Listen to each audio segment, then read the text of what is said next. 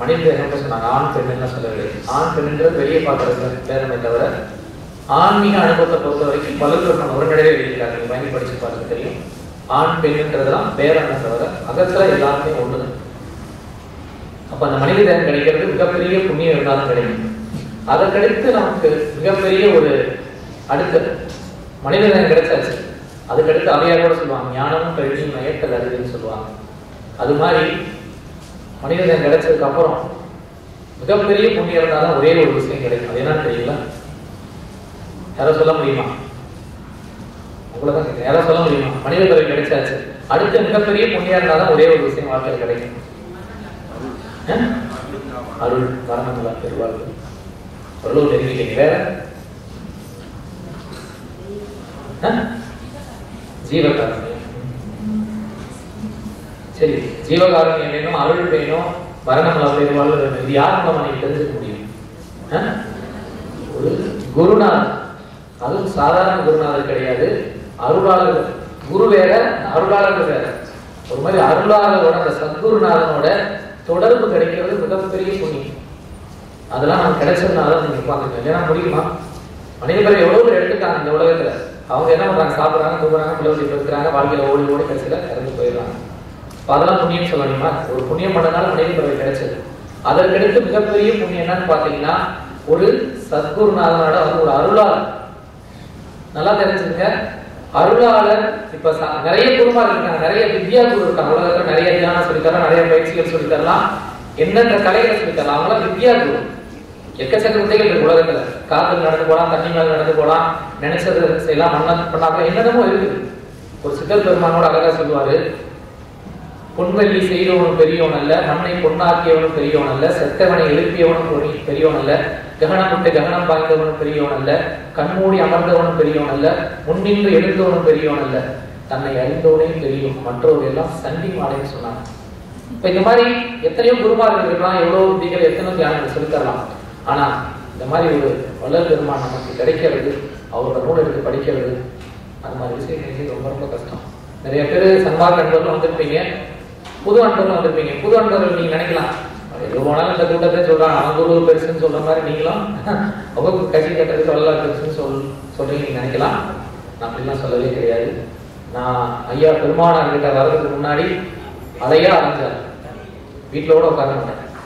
எங்கதான் ஞானத்தை சொல்லிடுவாங்க, எல்லா சமயம் பார்த்தா தீட்சை கொடுங்க தீட்சை கொடுங்கன்னு சுத்துன்னு சுத்தினாரு. ஆனா இங்கேயுமே எனக்கு ஒரு திருப்தி, ஏதோ ஒண்ணு என்னமோ ஒண்ணு எங்கேயோ இடத்துல குக்கியே நின்றது. என்னைக்கு நான் போய் வடலூர்ல அந்த ஞானசபையில போய் நான் போய் மண்ணு காலங்க வச்சனும், அந்த ஞானசபையில போய் உட்காந்து அந்த ஜோதி தரிசனம் பார்த்த பிறகுதான் பாத்தீங்கன்னா என்னோட கேள்வி எல்லாமே முடிஞ்சு போச்சு. என்னோட கேள்வி எல்லாமே அதோட நின்று போச்சு. நீங்க கேட்கறது ஒண்ணும் கிடையாது, நம்ம செய்ய வேண்டிய விஷயங்கள் நிறைய இருக்கு அப்படின்னு அந்த கேள்வி நின்று. காரணம் என்னன்னு பாத்தீங்கன்னா, உலகத்துல எத்தனையோ குருநாதர்கள், எத்தனையோ ஞானிகள், எவ்வளவு பேர் இருந்தாலும் நம்ம தமிழ் மரபுல சாகா கல்வின்னு ஒரு மரபு இருந்தது. அது பிற்காலங்களில் மறைக்கப்பட்டது, காலத்தினால் அறியப்பட்டது. இப்ப வல்லபெருமானால மறுபடியும் வந்தது. அதற்கு சான்று பாத்தீங்கன்னா, ஞானினா என்னன்னு சொல்லி இப்ப நிறைய பேர் உங்களுக்கு எல்லாம் தெரியும். ஞானினா இப்படி இருப்பார் அப்படி இருப்பார், நிறைய நூல்கள் படிக்கும். வல்லல் பெருமான் ஒரு முறை அவரோட சீடர்கிட்ட கேட்கிறாரு, சுத்த ஞானினா என்னன்னு தெரியுமா காணும் அப்படின்றது. அவர் சிதம்பரம் பாசையில காணும் பேசுவாங்க. சுத்த ஞானினா அடையாளம் லட்சணம் எதுவும் தெரியுமா காணும் அப்படின்னு கேட்கிறாரு. அப்ப ஐயா தெரியல, சொல்ல தெரியாம கடை நின்றுருக்காங்க. அப்ப மேட்டுக்குப்பத்துல கேள்வி கேட்கிறாரு அவர் சீடர்கிட்ட. அப்ப ஐயா சொல்றாங்க, சுத்த ஞானிக்கு சாயை கிடையாது அப்படின்னு சொன்னார். சுத்த ஞானிக்கு சாயம் நிழல் கிடையாது அப்படின்னு. அப்ப அவருக்கு ஒண்ணு சந்தேகம், நம்மளால சுத்த ஞானியும் பொய் ஞானியும் புரிஞ்சு பாக்குறாரு. ஐயாவுக்கு நிழல் இல்லை, அங்கேயே மயக்கம் போட்டு விழுந்துட்டாரு. உடனே வள்ளல் பெருமான் தண்ணியை தெளிச்சு திருப்பி கொடுத்தாரு. ஒரே ஒரு சாட்சி தான் ஞானிச்சார். இன்னைக்கு நிறைய பேர் ஞானி ஞானி ஞானி ஞானி சொல்லிட்டு இருக்கலாம். எக்கச்சங்க ஞானம் இருக்கு. உங்களுக்கு பரதநாட்டியம் பரதநாட்டியம் கூட ஞானம் இருக்குது, எதை பத்தியும் அந்த ஞானம் இருக்குது. அந்த மாதிரி வள்ளல் பெருமான் வந்து அந்த சாயை கிடையாதுன்னு சொன்னோடனே அவங்க மயக்கம் போட்டு விழுந்துடுறாங்க. அப்பதான் வந்து வள்ளல் பெருமான் சொல்றாங்க, சுத்த ஞானியோட லட்சணம் என்னன்னா சாயை கிடையாது. அதற்கடுத்து ஐயா வந்து உடனடியாக அடிக்கிட்டே போறாரு. சுத்த ஞானிக்கு வந்து கால் கீழப்படாது, உடம்பை பிடிக்க முடியாது, எத்தனையோ லட்சம் வேணாலும் வருஷம் வாழ முடியும், என்ன வேணாலும் அவங்களால செய்ய முடியும். இது வந்து சுத்த ஞானிக்கு ஒரு அடையாளம் சொல்றாரு. சரி, இந்த அடையாளம் இன்றைக்கு நிறைய குருக்கள் இருக்காங்க. நான் அவங்களாம் தப்பு சொல்ல வரல. நல்லா கவனிச்சுக்கோங்க. நம்ம என்ன தப்பு பண்ணிடுறோம் தெரியுங்களா? நானோட ஆன்மீகத்துல போனா மெசேஜை விட்டுட்டு மெசேஜரை மட்டும் முடிச்சுக்கிறோம். மெசேஜை விட்டுட்டு மெசேஜரை மட்டும் முடிச்சுக்கிறோம். எதுக்காக நம்ம ஆன்மீகத்துக்கு போனோம்? நம்ம முக்தி அடையணும், நம்ம இறைவன் திருவருளை பெறணும், நம்ம பக்குவம் அடையணுன்றதுக்காக ஆன்மீகத்துக்கு போயிட்டு கடைசியில போய் அவர் பேசுறது நல்லா இருக்கு, அவர் கேட்கறது நல்லா இருக்குன்னு சொல்லிட்டு அந்த மெசேஜ் எல்லாம் விட்டுட்டு நீங்க அவரை கும்பிட ஆரம்பிச்சோம், அவரை கூட ஆரம்பிச்சு. அது கூட பாத்தீங்கன்னா ஐயா தீபலுக்கு அதை கூட அன்னைக்கு வள்ளல்பெருமான் விரும்பல. வள்ளல்பெருமானோட திருவடியில காலில் போய் நமஸ்காரம் பண்ணாலும் அழுவாங்க. ஐயோ என்னோட சகோதரன் தெரியாம உங்களுக்குள்ள தெய்வம் இருக்குன்னு தெரியாம என்னோட காலில் விழுதுறீங்க அப்படின்னு சொல்லி ஐயா அழுதுருக்காரு. அப்ப இன்னைக்கு எவ்வளவு ஞானிகள் குருந்தா நீங்க போலாம், சத்சங்கம் கேளுங்க, எல்லாம் பண்ணுங்க. ஆனா நம்ம தமிழ் மரபுல நம்ம இடத்துல ஒரு மிகப்பெரிய ஒரு விஷயம் சாகா கல்வி. இன்றைக்கும் அழியாம இன்றைக்கும் அந்த தேகத்தோட இறைவன் தேகத்தோட வாழ்ந்துட்டு ஒரு ஞானிகள் இருக்கிறாங்க. நல்லா கவனிச்சு பாருங்க. இன்னைக்கு நிறைய ஸ்காலர்ஸ் நிறைய நூல்கள் இருக்கிறாங்க இல்லையா? தினசரி நிறைய புத்தகம் வெளியே வந்துகிட்டே இருக்கு. ஒவ்வொரு நாள் ஒவ்வொரு புத்தகம் வெளியே வந்துகிட்டே இருக்கு, படிச்சுக்கிட்டு தான் இருக்கிறோம். ஒரு ஜெனரேஷன் முடிச்சுன்னா அந்த புத்தகம் காணாம போயிருக்கு. கிட்டத்தட்ட ஒரு 500 வருஷம் இருக்கு. 500 வருஷத்துக்கு முன்னாடி இருக்கிற நூல்கள்லாம் இன்னைக்கு இருக்குதா? இல்ல. ஆனா ஒரு ரகசியம் பாருங்க. திருவள்ளுவரை நம்ம பார்த்திருக்கோமா? அவையாரை பார்த்திருக்கோமா? நால்வரை நம்ம பார்த்திருக்கோமா? வல்லபெருமானோட நம்ம இந்த கணக்குனால பார்க்கல. ஆனா இன்னைக்கு வரைக்கும் அந்த நூலை அச்சுப்பட இல்லாம பிரிண்ட் ஆகி வெளியே வந்துகிட்டு இருக்கு, வித்துக்கிட்டு இருக்கு. திருக்குறள் நோக்கம் எப்படி அது நடக்குது? அந்த ரகசியம் பார்த்தீங்கன்னா அதுதான் சத்தியம். ஏன்னா அவங்க போன வழி சகா கல்வி. அது மிகப்பெரிய ஒரு என்ன சொல்றது, அது மிகப்பெரிய ரகசியம் உள்ளது. அப்படிப்பட்ட அருளாளர்கள் வழியில வந்தவர் தான் பாத்தீங்கன்னா வள்ளல் பெருமான். அழகா சொல்றாரு, வாழையடி வாழையின வந்த திருக்கூட்ட மரபில் நான் ஒருவன் என்றோ. பாடல்கள் பாத்தீங்கன்னா ஒரு என்ன இன்னைக்கு கவிதைகள்லாம் தோத்து போயிடும். முதல் பாடல் பாடுறீங்களா, அப்பா நான் வேண்டுதல் கேட்டு கடைசி வார்த்தை பாத்தீங்கன்னா என்ன சொல்லுவாரு?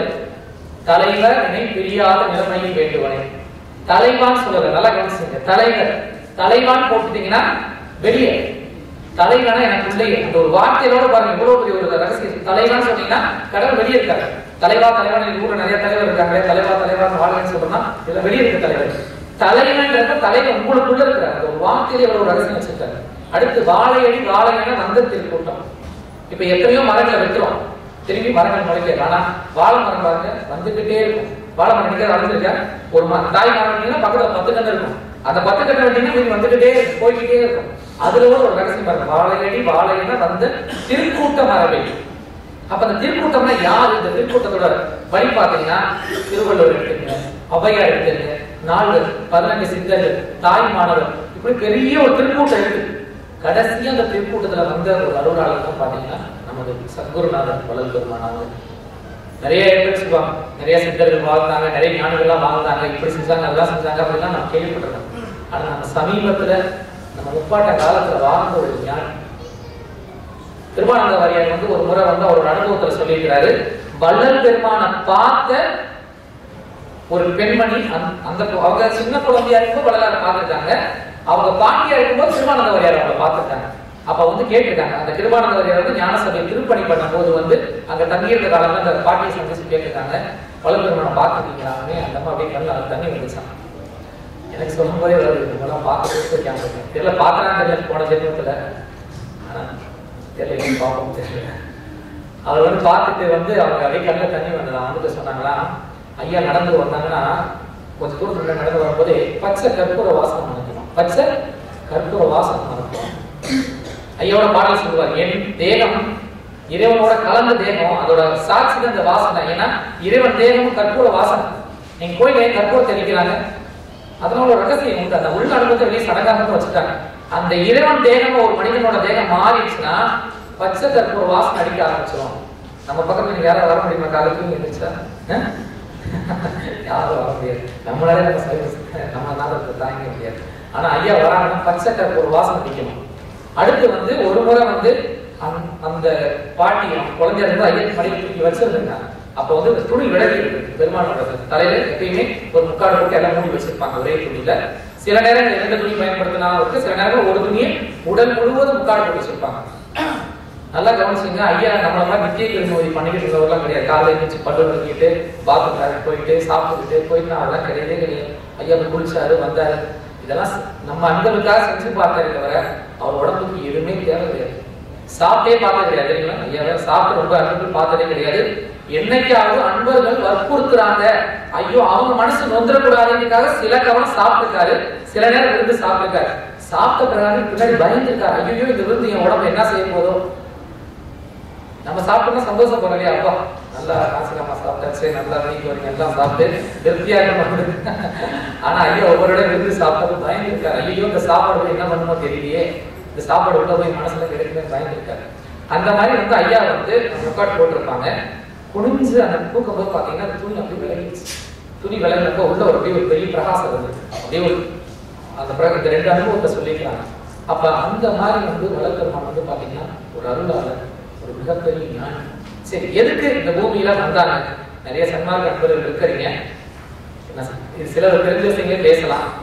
ஆனா தெரிஞ்ச விஷயத்த 10 தடவை 1000 தடவை கேட்டால் தப்பு கிடையாது இல்லையா? இப்ப நம்ம உட்காந்துருக்கோம், இங்க நம்ம எல்லாம் உட்காந்து என்ன பண்ணிட்டு இருக்கோம்? ஏதோ உலக வேலை பார்த்துருக்கோம், 4 கதை கேட்டிருக்கோம், மறந்துருக்கோம், எல்லாம் பண்ணிருக்கோம். அப்ப கடவுள் ஏதோ நம்ம பண்ண புண்ணியத்தினால இன்னைக்கு ஒரு சத்சங்கத்தை கூடி ஐயா பற்றி சிந்திக்க இருக்கும். சத்சங்கத்தோட பயன் எதுக்கு அடிக்கடி வந்து சத்சங்கத்துக்கு போக சொல்றாங்க? தெரிஞ்ச விஷயத்தோட மறுபடியும் கேளுங்கன்னு சொல்றாங்கன்னா, ஏன்னா நம்ம மறந்துடும். நம்மளோட இயல்பு என்னன்னா மறந்துடும். இங்க நீங்க ஒரு நாள் இருக்கும்போது பாருங்க, இருக்கும் அப்படிங்கிற பிரார்த்தனை ஒரு சார்ஜ் அந்த மாதிரி இருக்கும்.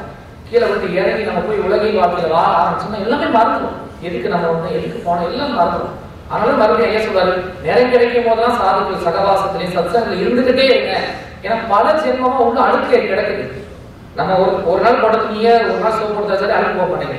பல ஜென்மமா இந்த ஆன்மால அழுக்கை இருக்குது. இதுக்கு எங்கேயா சோப்பு பிடிக்குதா, சவுக்கார் வைக்குதா, போட்டு தேய்க்கிறது அவங்க தான் அருள். அதனால கேட்க விஷயத்த மறுபடியும் 100 இடம் கேட்டாலும் பரவாயில்ல, எத்தனை கேட்க உள்ள போய் உட்காரும். சரி, எதுக்காக வள்ளல் பெருமான் இந்த பூமியில வந்தாரு அப்படின்னு பார்க்க போறோம்.